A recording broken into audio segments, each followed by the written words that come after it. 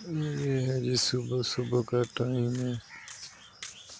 बहुत ही खूबसूरत मौसम है इस्लामाबाद का। और परिंदों की आवाज़ भी चेक करें, खूबसूरत कितनी है। और ये दरख्तों की वजह से खूबसूरती है। अगर दरख्त ना हो तो फिर यहाँ पे गर्मी भी ज़्यादा होगी और